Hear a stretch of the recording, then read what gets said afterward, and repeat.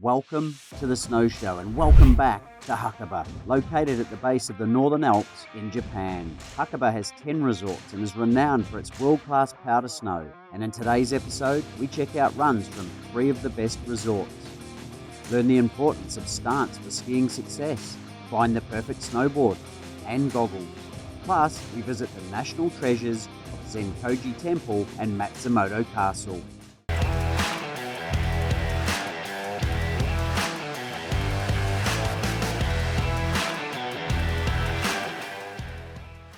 Welcome to the Snow Show, your ultimate guide to skiing and snowboarding in beautiful Hakuba, Japan. Hakuba is located in the Northern Alps of Japan and is known as one of the best ski destinations in the world.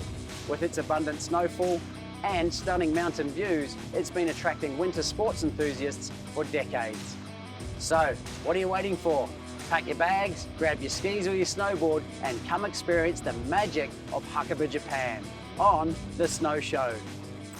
Marcus, it's been a few years since I've been in Hakuba. There seems to be a lot of change going on. Yes, indeed. There has been a lot of change the last couple of years. And, I think that, everybody knows the last 2 years have been very difficult, but I think we've seen in these 2 years a lot of development here. People have taken the opportunity to say, hey, okay, whatever, when markets go down, they will come up. And I think that was a very big step for Hakuba. And we've seen whether it's snow peak development, new chalets, new accommodation, new restaurants popping up. And I think that, people had the confidence in Hakuba to say, well, it's going to go up again. What comes down goes up, and that's really great to see. So that has really paid off so far already. Fantastic. So when you look at Hakuba, it's very famous for its snow. Mm-hmm. What's happening with the resort side of things at the moment? Well, I think the resorts, there is definitely a big commitment also to drive the business. And we've seen the announcement of the Iwataki resort of the new gondola that will come in next year. That's a major investment again into the infrastructure here. And I think that will probably trigger a lot more, new infrastructure developments in the next couple of years. Always someone has to make the start. That's how it is, and that will usually trigger a new wave of new development. And you're the CEO of Hakuba Hotel Group. What's happening in the accommodation realm? Well, accommodation, again, we've seen also a lot of new developments from our side. We've introduced the new Roca apartments, in the last 1 year, actually. We've renovated one of our, hotels, our key property, really, the Hapo. That was a perfect timing for us. Again, we did it when the market was down, when we had the chance to do it, when we had the time to do it. And the moment tourism bounced back, which obviously happened very recently, we immediately saw the results of, what we've put in. And that will obviously continue, I believe. Fantastic. And obviously for the inbound tourist, what are the types of things they can do here over and above the skiing, the snowboarding, and obviously staying in beautiful accommodation? Well, look, I think first of all, what's great about Hakuba is that it is in Japan, right? So there is a lot of, Japanese food savior. There are a lot of things to see. There are, temples and shrines not too far. Togakushi there, the Kurobe Dam. There's so much around here. It's 40 minutes to go to the Sea of Japan, have the best sushi of your life. So there is, an abundance of things to do if you're not into skiing or snowboarding. And the famous onsens. And the famous onsens, not to forget, exactly, which is also obviously a huge part of Japanese culture. And you have all varieties, outdoor, indoor, old, new. There's really, a lot to try and a lot of great onsen to try out. And you're not clearly from Japan, but what do you love about Hakuba the most? I'm not from Japan. I'm German, obviously, and we, have similar landscape in not where I'm from. Actually, I'm more from the northern part, But I have to say, I mean, the countryside, or the landscape here, the mountains are just stunning, and I think it's something. It feels to me a bit like Switzerland in Asia, and that's really what it is, And it's phenomenal to see these the mountain range. I can't get tired of looking at it, really. And that being in the mountains, being in this amazing alpine, environment, and then in Japan, just enjoying Japanese culture and just immersing into it. And that, I think, is unique. Fantastic. Well, guys, if you want to come to the Switzerland of Japan, Hakuba, you're in the right place. Marcus, thanks for coming on the show. Thank you so much. Thanks, Andrew. We're at the top of Iwataki and we're just about to drop off the backside, Andy. The backside, I've heard a few things about the backside, mate. What's down there? Yeah, the backside runs off to the west, and it's a nice intermediate run right to the bottom, but also you've got some trees and some offshoots for the more advanced people as well. It's a fantastic bit of terrain. It's really playful. I think you'll enjoy it. We're going to go down the trees? Yeah, we'll have a look. There's some easier trees, but I'll try and pick some easier ones for you. Maybe it's a good introduction. All right, let's see how we go. Okay, let's do it.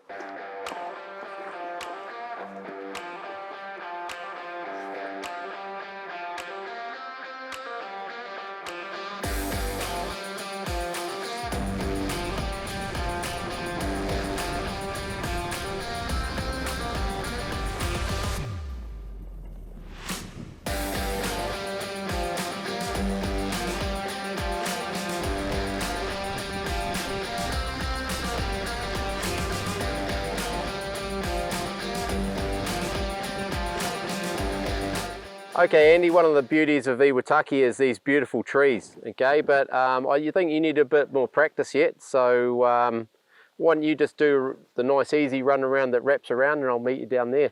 I want to duck in and get some powder. All right, mate, I'll see you down there. Okay, mate. Have fun. I'll race you. Yeah.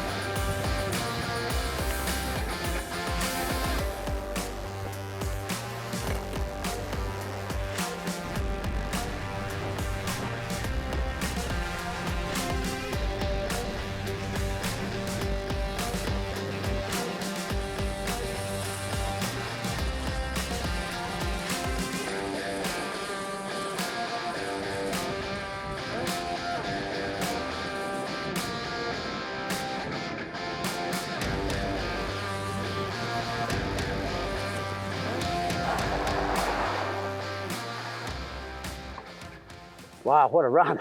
Yeah, Andy, that's the backside of Iwataki. How'd you find that? Oh, love the groomed, love the trees, love the steep powder options. Obviously, I'm not quite there yet, but mate, visually stunning as well. It's just a winter wonderland, as I mentioned earlier. Yeah, man, it's Iwataki's not the highest peak here, but the resort is so playful. It's just got lots of nooks and crannies, and it's got the terrain park and that sort of thing. But this run here, you know, it's got it all for the intermediate to advanced, you know what I mean? Well, let's go and have lunch, mate. It's a sensational day, and I'm looking forward to that drink. Yeah, we'll do lunch, and then we'll do the top to bottom run. All right. This ski school lesson brought to you by Hakuba Snow Sports School. In today's lesson, we're going to look at our stance and how important that is to strong skiing and our basis for balance. Skiing is just balancing on something that's moving. So to give ourselves the best chance to balance, we should be in a reactive athletic stance. Your stance is key to keeping your center of mass above your base of support. Therefore, you can stay in balance and not fall over. To be in balance or athletic stance is having all your joints slightly bent. Your ankle, your knee, your hip, and your hands should be forward.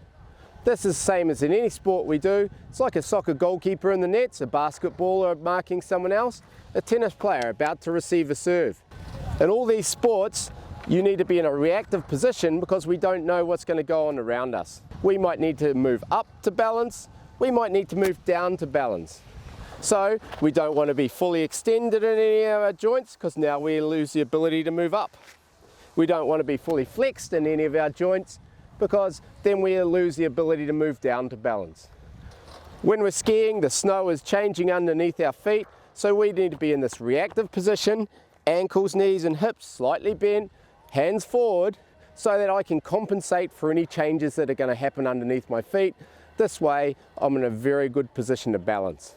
I'm going to demonstrate the 3 different styles, 1 too flexed, 1 too tall, 1 just right. I'll do this in a straight run and then in some skiing.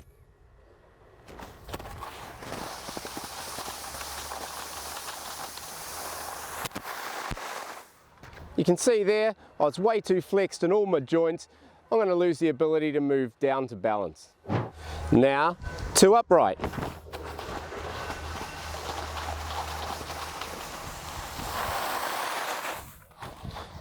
See here, I was fully extended in all my joints. Now I've lost the ability to move up to balance. Now I'm going to show you the correct stance.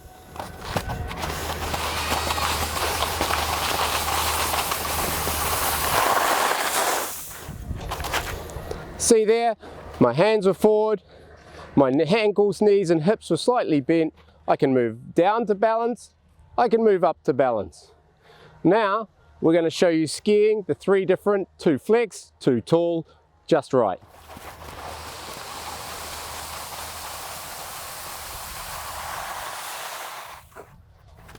For more great ski and snowboard lessons, visit thesnowshow.tv/ski school. We're just below the top of the gondola at the Hakuba 1. This is the Cacasi number 3 lift. It's their form of their training centre. It's a great slope for intermediate and advanced to hone their skills and to really get amongst it. Beautiful views, Dan. You got the panoramic view there of all the way to Iwataki and then all the way down to Hakuba Valley. And then quite an expansive run too by the looks of it, bit more than up above there. Yeah, funny you say that because the name of this run is the Panorama Run. Wow, isn't that apt? Yeah, it's very apt. Very intuitive, aren't I? Yes, you are. And tell you what, why don't you practice some of the skills we've worked on already and lead the way down here. All right, let's go.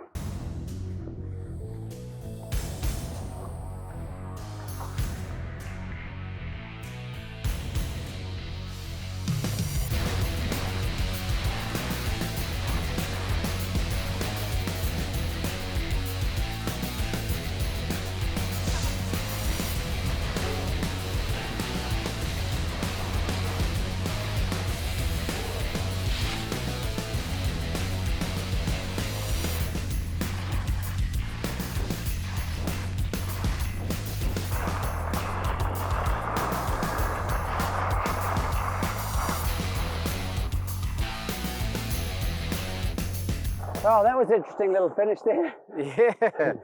Yeah, Andy, I think one thing I noticed you coming down those steeper sections is you tend to really drop your hands down, okay, and it really rounds you off and gets you into this sort of position. One thing that you can think about that will really help out your skiing is bring your poles forward, okay, and the tops of our poles should be pointing up, not the tops of the poles pointing down. You can see the baskets of my poles should be out in front of me. Any pole work is just from my wrists. But if I drop these poles, look what happens. Yeah, so now you can get this sort of old woman look. Yep. Okay, I want to be a little bit up, so the tops of my poles are pointing up and the baskets are in front of me. Any pole work is just out in front like this. All right, let's give it a crack. Hey, mate.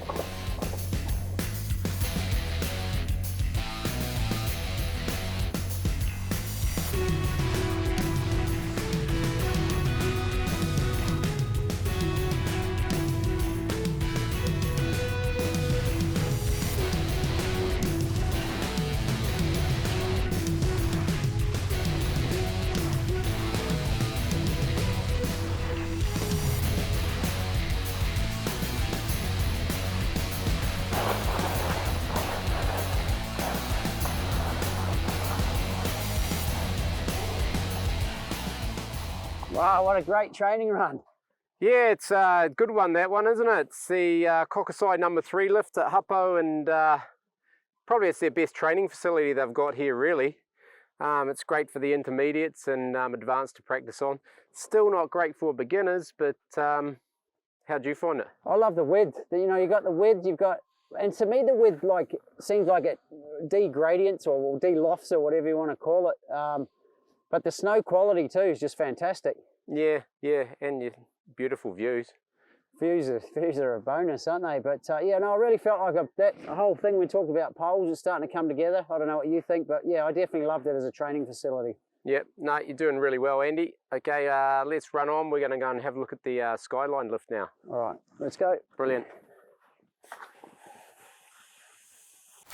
The latest in ski and snowboard equipment brought to you by Rhythm Rentals. Snowboards.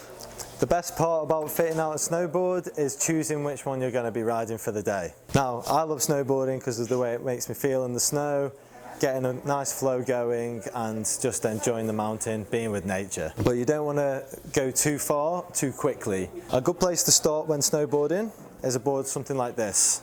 Nice full rocker shape, which means that the board is bending away from the snow, minimises the contact points between the edges, and basically helps you not to catch an edge too quickly. This board's got a nice soft profile too, meaning it's less aggressive and will basically help you remain under control and learn how to turn effectively.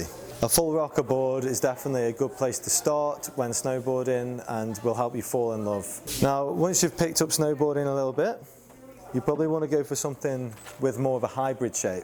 And a hybrid shape means mixing the rocker with some camber. Camber is basically just the opposite, and this board here has a cambrock shape, which means between your feet is full camber, and either side, the tip and the tail, has got that rocker to it. So with the extra contact points and that camber underfoot, it's going to help you to carve the board a bit better. So when you're coming down faster, carving the board means keeping on an edge when you're turning, and that's going to give you a lot more control over the board. The hybrid shape is definitely the most popular among most snowboarders, and this board will be good for beginners as well as expert snowboarders. Definitely a very popular choice and is going to get you most places very well. Now, when you've snowboarded for a while and you get very confident, you might want to start doing more specific snowboarding. Something like this board here has a very wide nose and a huge rocker to it.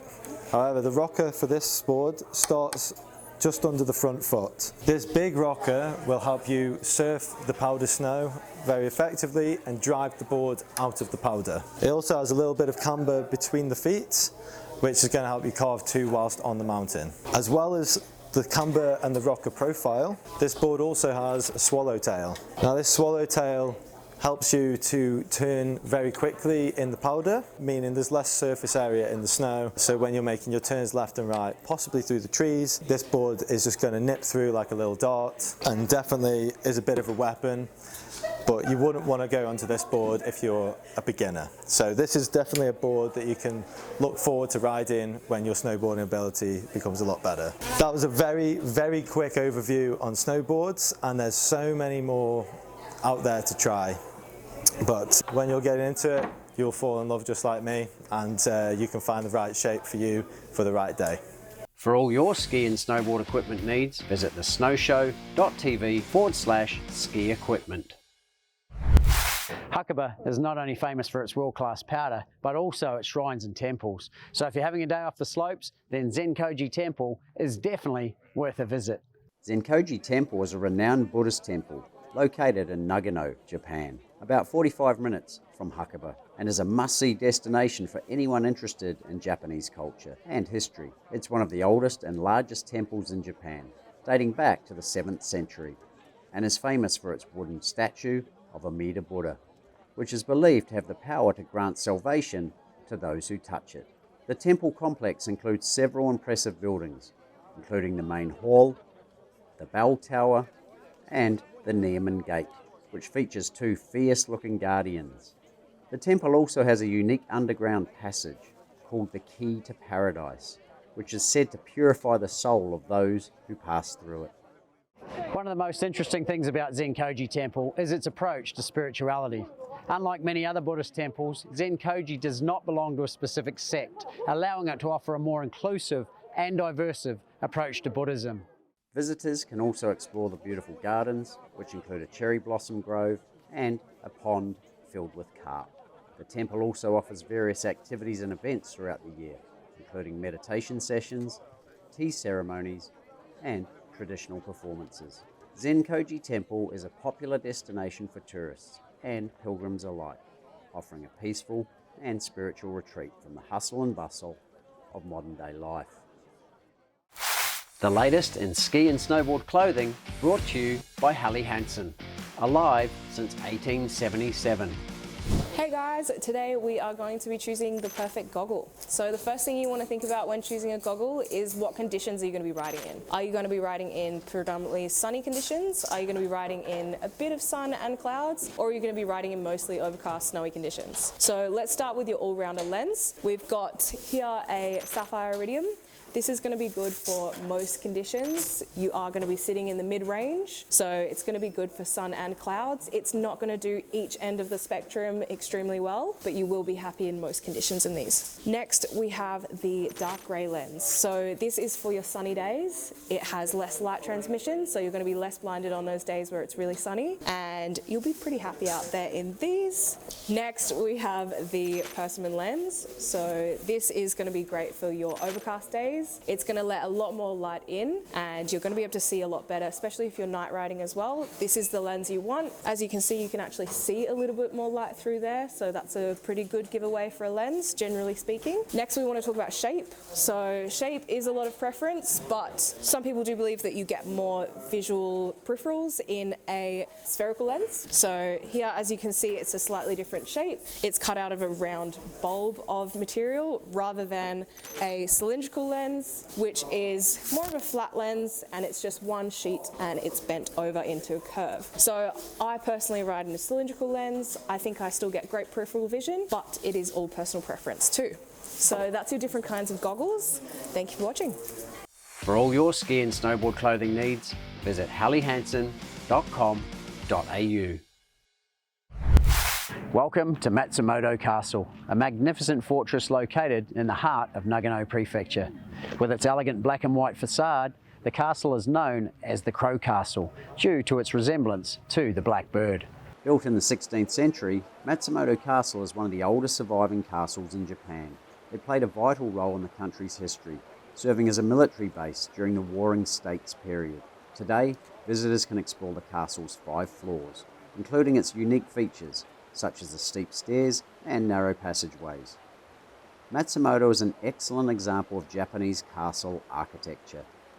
The castle's construction includes a mix of traditional Japanese and Western techniques, making it a unique and innovative structure for its time. The castle's keep, or central tower, is made of wood and stone and features a complex network of walls, gates and moats that were designed to protect the castle from invaders. As you walk through the castle, you can imagine yourself as a samurai warrior or noble lord, admiring the beauty of the castle's architecture and its impressive defense systems. Visitors can also explore the castle's extensive collection of weapons, armor and artifacts that offer a glimpse into Japan's samurai past. The castle's grounds are also home to a variety of cherry trees, making it a popular spot for cherry blossom viewing during the spring season. Matsumoto Castle is not just a historical landmark but a designated national treasure and has been recognised as one of the top castles in the country and a true symbol of Japan's rich culture, history and architecture. It's a must-visit destination for anyone travelling to Hakuba or the surrounding Nagano Prefecture. We're at the top of the Hananoki number 3 lift at Sagaiki. This is a great run for intermediates and you've got a fantastic terrain park down there too. What are we going to do, Dan? Well, I don't know. I think you can lead off and check out these intermediates and then maybe we'll split ways further down. All right, let's go. Do it.